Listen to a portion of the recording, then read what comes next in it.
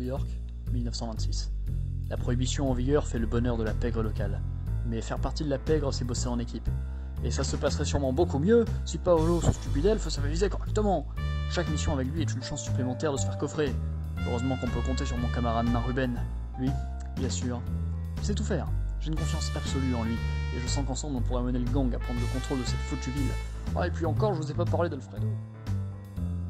La plupart des jeux de tactique se concentrent sur l'évolution de vos unités, dont certaines vont individuellement devenir surpuissantes au point que vous ne pourrez plus vous passer d'elles. Syncom a été développé dans l'idée de répondre à ce paradigme en mettant l'accent non pas sur les unités en tant qu'entité propre, mais sur les relations entre les différents personnages.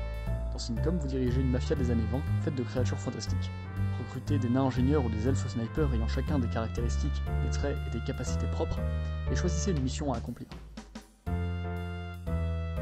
Une fois en combat, les capacités en duo seront bien plus puissantes que les capacités solo, mais feront évoluer les sentiments que vos personnages nourrissent les uns envers les autres.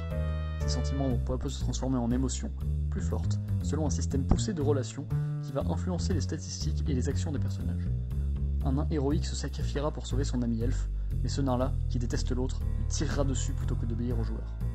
Ces derniers auront de nombreux feedbacks, visuels et sonores, pour ressentir les relations entre ces personnages, plutôt que de calculer leurs interactions, rendant le jeu plus humain, et apportant une réponse satisfaisante à la problématique énoncée. Syncom, les mafieux aussi, ont un cœur.